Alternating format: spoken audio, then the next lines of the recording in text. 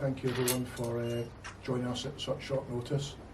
I think we've documented over the last few weeks the issues that we faced and trying to find a solution for the club, but I'm delighted to say as of this morning we've resolved the issues around the longer term creditor loans and the property that's adjacent to the stadium, and most delighted to say that we've appointed Alan Savage as preferred bidder for the club, and we look forward to working with Alan and his team and set a timetable for a company voluntary arrangement that will allow the club to exit administration, which we're seeking to achieve well before the end of the season to allow the club to plan going forward for the next season.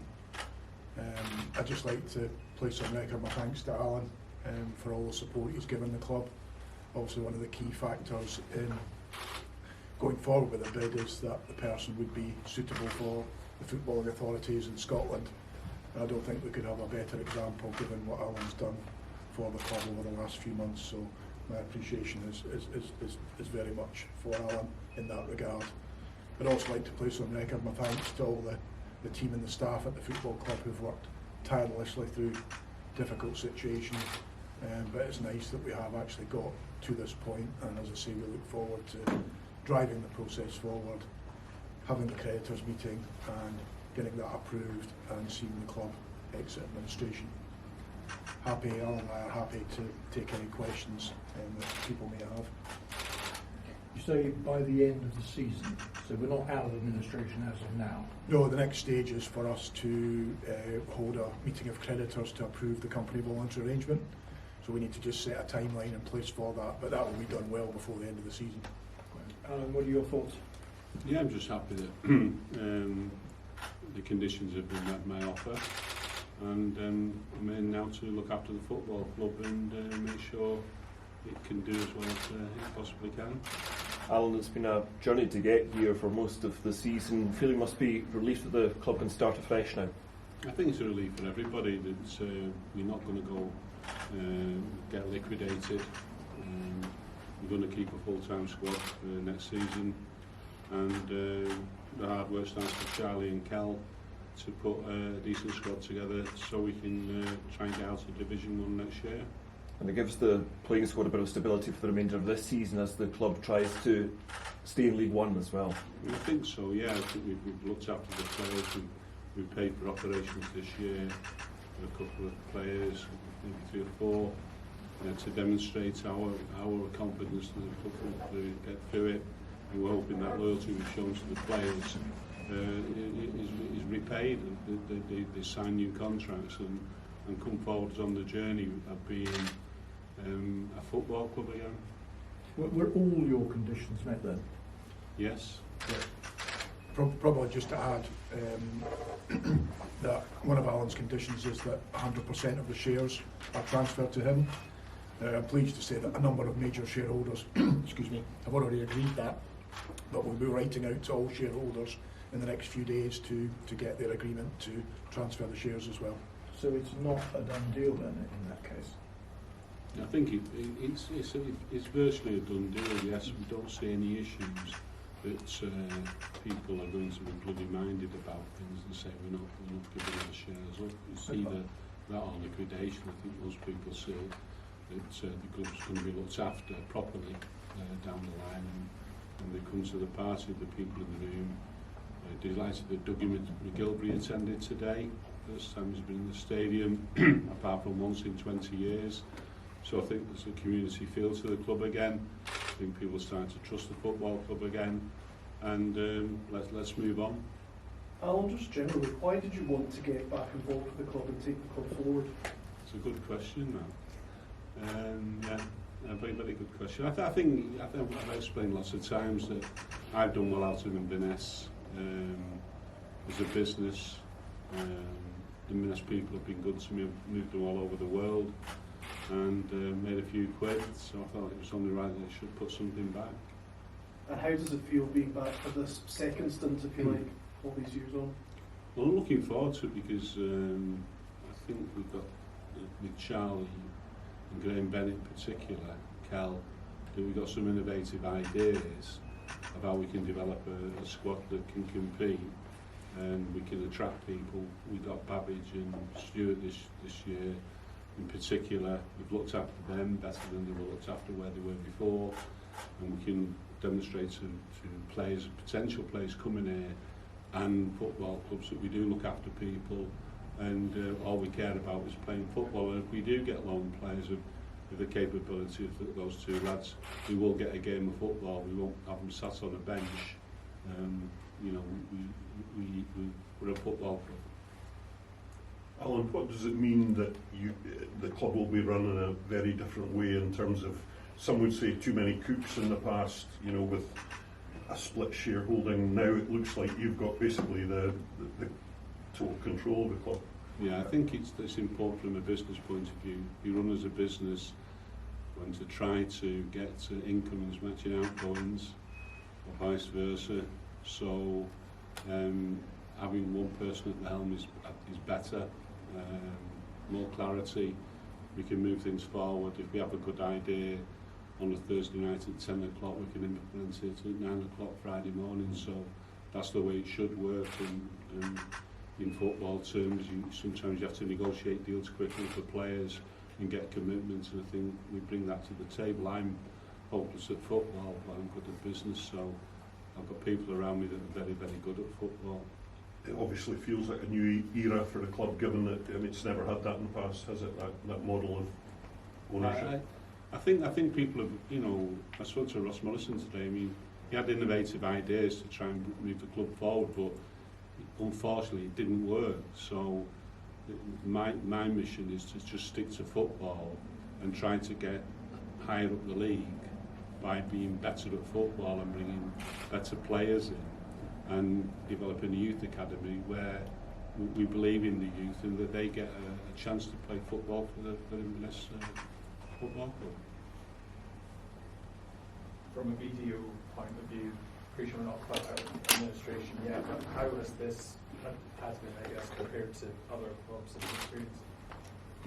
Excuse me, every situation has different characteristics, but it has been difficult around the well-documented issues of property, loan creditors, etc. But I am appreciative of the efforts that have been made over the last couple of months for people to cooperate with us and get us to a point where we're sitting here announcing what we are today. So yeah, it's been a difficult ride, but a worthwhile ride, and it's nice to see the team getting to a point where, you know, touch wood, that League One safety is not too far away, which would be great to see. You put out the statement, BDO, about the fear of liquidation. It's been some quick turnaround, isn't it? You know, in the past. It has, yes, yeah. I mean, sometimes you just have to effectively say things as they are. That, you know, we were facing a fairly grim outcome potentially, but now we can now put that behind us. We've got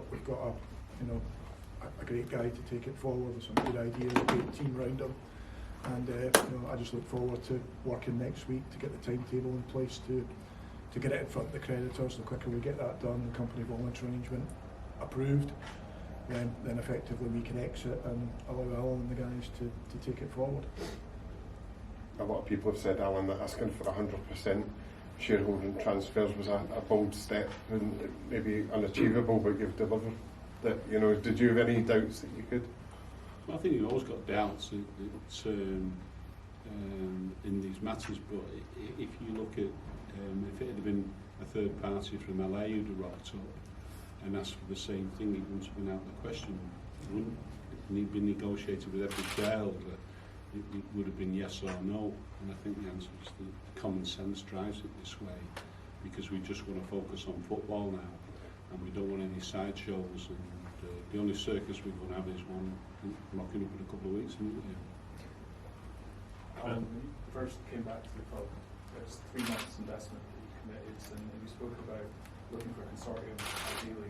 Was this scenario always a possibility in your mind that you could take it on yourself if nobody else came forward? Well, yeah, I think it would be a real shame and an embarrassment to Inverness if the club had got liquidated.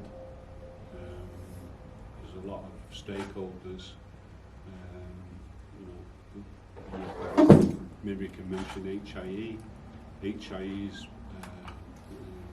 mantra private is to attract businesses to the Highlands of Scotland, and to see a football club fail right in the middle of it, I don't think would look good. So I think, Inverness football was an important part of the community, and I couldn't sit back and let it fail. In the past fortnight, have any of the major organisations or bigger companies in the area stepped forward and pledged anything? Well, I think we've looked at all different. We've looked at crowdfunding. We've looked at lots of different ways to open doors for investment, but it didn't happen. And the last door that people need to look at, if that's the right way to put it, the best words I can think of, is we're out of administration. When we're out of administration, there's no reason that people can't get involved with a football club. We've just done, Andrew just done a big deal on signage with tens of thousands of pounds when we come out of administration. So we'll be out of administration, and I spoke to HIE, and they'll help us when we're out of administration. So we're out of administration, almost. I's to be dotted, T's to be crossed. So there's no reason that all stakeholders can't get back involved with the football club again. Everybody's welcome back into the football club. And let's demonstrate that the fifth biggest city in Scotland has got a football club in the middle of it that people are proud of, and kids attend, and we're bringing Nessie back as the mascot, and we're trying to be proactive. And I can do my bit as a businessman, and I've got great faith in Charlie, Kell, Grasser, that they can do their part and put a good football team together that plays good football. Apologies if this is a silly question, but tomorrow, of course, was your deadline. So why today?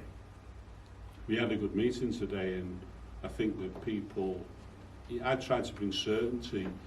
The only criticism I've had from BDO is that I answered the questions too quickly, too honestly.